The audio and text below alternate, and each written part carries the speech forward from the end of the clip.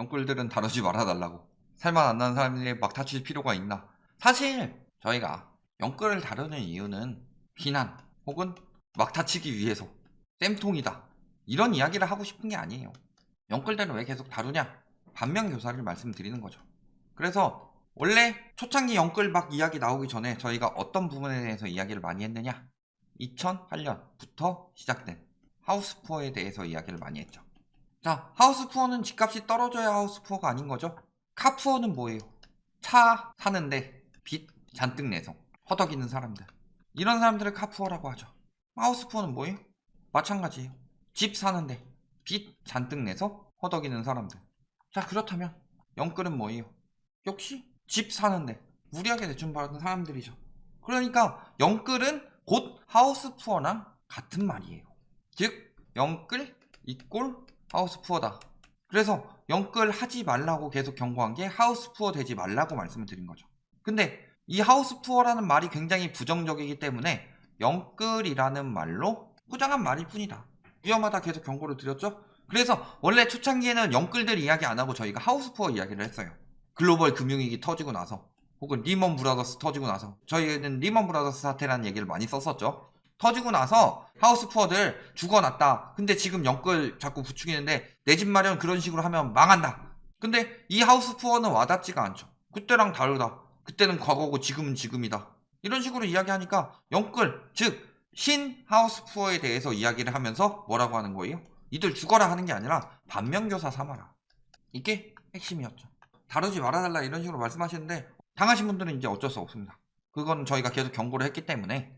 그리고 유동성 축소 장세에서 경제 위기로 인해서 일시적인 유동성 완화는 오래 갈 수가 없다 하고 늘 경고를 했고, 그렇기 때문에 뭐 투기꾼들이야 뭐 잠깐 사고 팔아가지고 차익 남길 수 있는 것들은 니들끼리 가가지고 그 좋아하는 유튜브 보고, 대신에 내 집 마련하는 사람들은 우리 거 들어라. 왜냐하면 내 집 마련하는 사람들은 절대 지금 사면 안 될 시기이기 때문에. 예를 들어서 집값은 이런 곡선을 그린다고 합니다. 그러면은 이런 곡선을 그릴 때 내 집 마련에 좋은 시기는 이 시기죠. 근데 왜 자꾸 이 시기에 사라고 그러냐? 집이라는 게 조금 비싸게 사서 한 몇 달 좀 내가 용돈 좀 아끼지 이렇게 되는 게 아니라 수십 년간 내 자식, 배우자 다 같이 고생하는 건데.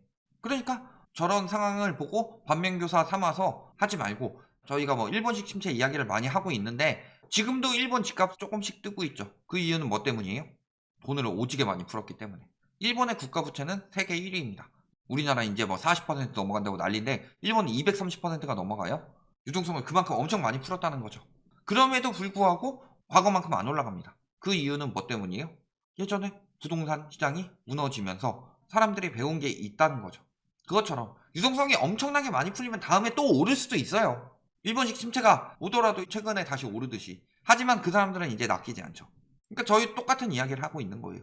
만약에 이번에 침체되면은 다음에 이런 시장이 생기지 않기 위해서는 낚이지 말아라. 빚내서 집 사는 분위기를 만드는 순간부터 그건 결국에 다 부메랑처럼 돌아온다. 지금 영끌하신 분들은 당장 내 빚이 부메랑처럼 돌아오는 걸 느끼겠지만 가계부채 폭탄이 언제부터 늘어났냐? 저희가 초이노믹스 이야기를 많이 하죠. 그래서 지금 뭐 2015년보다 엄청 많이 올랐는데 그때만큼 안 떨어질 것 같은데, 이렇게 생각하시는 분들도 그 가계부채 때문에 경기 전반적으로 소비가 침체되고 국가 전반적으로 침체되면서 나중에 더 오를 수 있는 것도 결국엔 막혔다. 이렇게 생각하시면 되는 거예요. 그래서 빚으로 부추기면 안 된다. 그리고 그 영끌족들 계속 경고했었죠. 19년에는 유동성 축소하고 있고 이미 집값 떨어지고 있고 9.13 대책 보유세 강하게 들어갔고 여러 가지 상황이, 그러니까 사지 말아라. 근데 미중 무역전쟁 터졌죠? 미중 무역전쟁 오래 갈 거 아니다. 오래 갈 거 아니니까 사지 말아라. 그 뒤에 코로나가 또 터질 줄 몰랐죠? 코로나 때 진짜 위험하다고 그랬죠. 절대 사면 안 된다고. 8월부터 시중금리 계속 올라가고 있고 이거 기준금리 인상 압박하고 있다.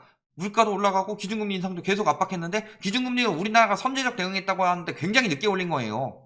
시중금리 재작년 8월부터 올렸는데 작년 8월 시중금리 올라간 지 1년 만에야 기준금리를 올렸죠. 그러니까 기준금리가 아직 1%인데도 예전에 기준금리 1.75% 때보다 시중금리가 더 높다. 그렇다는 것은 무슨 소리예요? 적어도 1.75% 이상으로 기준금리가 올라갈 수밖에 없다는 소리예요. 기준금리가 올라서 시중금리가 올라가는 게 아니라 시중금리가 기준금리 인상 압박을 주는 거라고요. 언론에서 반대로 이야기하고 있어요. 미중 무역전쟁 터지고서 기준금리 내리기 직전에 보면 시중금리 먼저 떨어지고 있어요. 그러니까 당연히 얼마 안 있으면 금리 인상 되는 거고, 시중금리는 지금 계속 올라가고 있는데 지금 무슨 영끌 같은 개소리를 하고 있냐라고 했죠. 경고를 계속 한 이유가 그거다. 기준금리까지 동시에 올라가니까 시중금리 압박 주죠? 압박 줘서 기준금리 올라가면 시중금리 어느 정도 따라서 올라가죠? 언제까지 될 거예요 이게? 근데 지금 6%대 육박한답니다. 6% 되면은 부유층에서는 70% 넘어가 안 산다고 그랬어요. 집을 누가 받아줘요? 이자 급등에 잠 못 드는 영끌 줘. 근데 열받는 거는 니들이 영끌 부추겨놓고서 인제 와서 영끌 줘 걱정해주는 척 하고 있다. 그거 아니에요? 지들이 봤을 때 상한 음식 같아. 옆에 친구한테 먹어보라 그래요. 좋은 거라고. 근데 옆에 친구가 먹었는데 맛있게 먹었어요. 근데 다음날 배탈이 나서 쓰러졌어요. 그럼 먹인 놈 잘못이죠. 상한 건지도 알고 있을 텐데 분명히. 근데 가가지고 상한 거 먹을 때부터 이렇게 될 거 알았는데 이제 어떡하냐. 이런 식으로 위로해줘 봐요. 그럼 위로해요? 놀리는 거지. 지금 언론이 똑같은 짓거리 하고 있다. 놀리고 있다 지금. 우리가 놀리는 거예요? 우리가 막다치고 있는 거예요? 쟤들이 막다치고 쟤들이 놀리고 있는 거예요. 우리는 하지 말라고 전부터 계속 경고를 했었고. 이제 와서 이자 1% 인상이 250만원 순삭. 연봉 5천에 연 250만원. 이자 부담 커지고 있죠. 그리고 샀는데 집값이 올라가는 것도 아니고 떨어질 수밖에 없다. 왜? 시중금리가 올라가고 있었어요. 시중금리가 20년 8월을 저점으로 그 뒤로 계속 올라가고 있었다. 즉 이 뒤로는 앞으로 유동성 축소가 될 수밖에 없는 시장이 계속 나오고 있었는데 그럼에도 불구하고 내 집 마련이나 21년에 신고가 폭등하고 뭐 2배 올랐고 그러죠. 그래서 21년에 거래량이 얼마나 됐는데 20년만큼 나왔어요? 낚은 거지. 그리고 7, 8, 9, 10 수급 계속 떨어지고. 왜? 거래는 줄고 있죠. 황금성이 떨어지고 있다는 소리죠. 여력도 떨어지고. 그러니까 당연히 심리도 떨어지죠. 그러면서 버티는 사람들이 힘드니까 매물은 늘어나고, 매물이 늘어나다 못해 경매도 늘어나고, 여력 심리 떨어지니까 분양도 안 받는데, 매매보다 싼 분양도 안 받는데 매매를 사겠어요? 지금 차라리 월세 살 걸 이런 이야기 나오고 있죠. 차라리 월세 살라고 저희가 몇 번이나 경고했습니다. 지금은 전세도 위험하다고 말씀드리고 있는 거고, 월급의 절반 이상을 원금 상환과 이자로 쓰고 있다. 즉 DSR이 50%가 넘어갔죠. 저런 사람들이 영끌이고 저런 사람들이 하우스코어다. 100명 중에서 2명만 있어도 떨어져요. 100명 중에 2명 있으면은 1000단지에 사는 1000가구 중에서 20가구가 그렇다는 거고, 20가구가 못 버티고 급매물이 나오면은 그때부터 하락 시작이죠. 과거 서브프라임 위기가 터졌던 미국처럼. 근데서 뭐라고 해요? 기준금리 오르면 집값 떨어진다? 1%도 저금리고 부동산 파장 적다? 다 이런 식으로 이야기하고 있죠. 이 사람들이, 집값 폭등론자들이. 대출금리에 선반영 됐다고 하는데 선반영 됐던가요? 이 이야기 할 때? 뭐 11월 기사예요? 선반영 안 됐죠. 대출금리에 선반영된 게 아니라 대출금리를 하도 올려버리니까 기준금리가 어쩔 수 없이 밀려 올라간 거지. 반대로 은행 전문가가 있다는 이야기 하고 있어요. 수요와 공급, 수요가 없는데 당장 기준금리가 2, 3% 가까이 크게 움직이지 않는 이상 0.25% 더 올랐죠. 어때요? 지금 매매 및 전월세 시장. 그 다음에 기준금리 1%도 여전히 저금리. 왜 자꾸 기준금리로 저금리를 따져요? 시중금리는 이미 집값이 떨어지던 시기 시중금리 이상으로 올랐는데, 이번 정부 최고로 시중금리가 올랐는데 지금 주담대 금리로 따지면, 그 다음에 1.75 탁구 기준금리랑 비교하죠. 기준금리로 볼 게 아니라 부동산 대출을 받는 사람들은 담보대출 금리를 봐야 되죠. 담보대출 금리가 이번 정부 역대 최고다. 신규 취급액 기준으로. 근데 뭐 감당한다, 된다, 버틴다, 살 수 있는 사람이 없어요. 여력이 없는데. 여기다 한 가지 더 보실까요? 이자 부담보다 더 큰 문제가 있다. 바로 원금 상환이죠.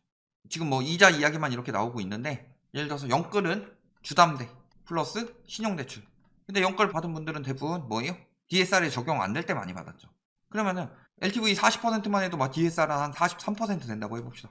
근데 이걸로 부족해서 10% 신용대출 꼈다. 그래서 DSR 대비로 한 55% 정도 된다.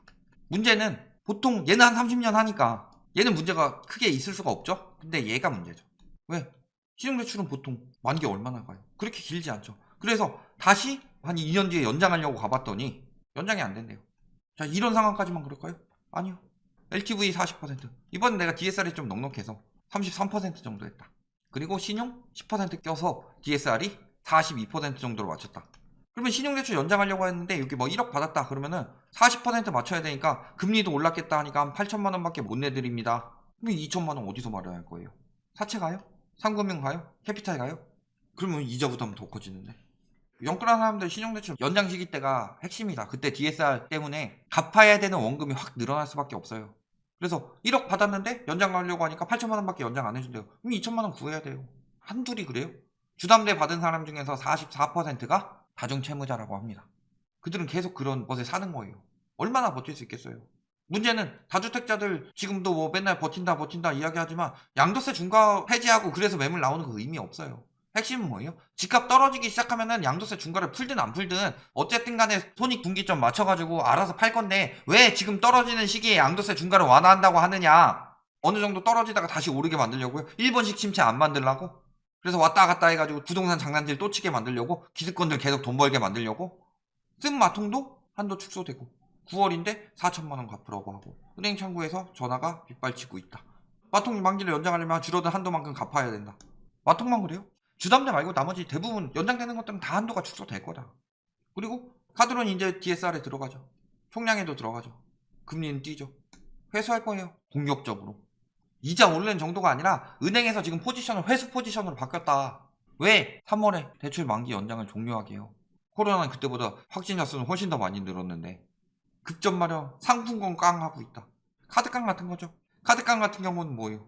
카드론 비싸니까 상품권 사놓고서 싸게 팔아서 메꾸고 이런 식으로 버티고 있다. 이거 버티고 있다는 건 무슨 소리예요? 지금 이런 상황이에요. 정신 나간 소리 하고 있어. 이런데 집값이 올라가요? 코인 투자했다가 이런 사람들도 이렇게 대출 이자조차 내지 못하고 다 무리해서 한 거예요. 무리해서. 대출 이자조차 못 내는데 수천만 원 이럴 정도로 코인 투자했다는 건 B2 들어갔다는 거죠. B2 영끌해가지고 망하는 거예요. 다. 경매 계속 늘어나고 있죠. 다 이렇게 하나씩 나오고 있는데 결론 영끌은 절대 해서 안 될 거고 거품 시기에는 남들이 집값 계속 올라간다 언론에서 부추기고 그럴 때 있잖아요. 전보다 더 심각하게 그런 시기야말로 무너지기 일보 직전이다. 그래서 그때 당신들한테 떠넘기고 빠지려고 하는 거다. 기득권들이. 비쇼트 보시더라도 그래요. 은행에서 이거 누가 봐도 지금 무너지고 그 정보가 나한테 다 있는데도 전화해서 물어보니까 아 그거 안전하다고. 그래서 기자한테 그 얘기했더니 기자가 나보고 어쩌라고 이런 기사 내가지고 광고 끊기라고 뭐 이런 느낌으로 내가 왜 이걸 이슈화해야 되냐 나한테 불이익 가는데 다 이런 식으로 말하고 있어요. 그리고 터지고 나니까 어때요? 드러나고 있죠. 경매는 B2 영끌 지금 못 갚아서 경매 늘어나겠어요? 한 3개월 6개월 전에 이미 못 갚은 것들 지금 늘어나고 있는 거예요. 1년 이상 파산까지 생각하면 1년 전부터 그런 사람들 계속 무너지고 있었는데 그게 지금 나오고 있는데 그때도 괜찮다 안전하다 집값 안 떨어진다 이렇게 부추기고 있는 악마들이라고. 그리고 요걸 토대로 아셔야 될 거는 지금 뿐만이 아니라 그리고 꼭 부동산 뿐만이 아니라 항상 무리해서 B2 영끌하는 거는 쉽게 얘기해서 뭐냐 도박이에요. 도박하지 말아라. 뭘 하는데 저렇게 도박적으로 사요. 누가 30대에 언제부터 내 집 마련했다고. 그러니까 이번뿐만이 아니라 앞으로 본인도 그렇고 어린 자녀들도 그렇고 저런 시기에 아 지금이라도 너라도 빨리 집 샀어야 되는데 집값 계속 올라간다는데 어떡하냐 지금이라도 빨리 집 사라 이런 식으로 말하는 어른이 되는 게 아니라 예전에도 이랬고 글로벌 금융위기 때도 그랬고 코로나 터졌을 때도 그러더라. 내가 그때 하도 그래서 공부를 해봤더니 이렇더라. 절대 너는 넘어가지 말아라. 너 인생을 지켜라. 빚에 허덕이면서 살지 말아라. 이렇게 말해줄 수 있는 사람이 되어서 그런 사회가 돼야지 앞으로 이런 일들이 다시 벌어지지 않는다. 여기까지 말씀드리겠습니다.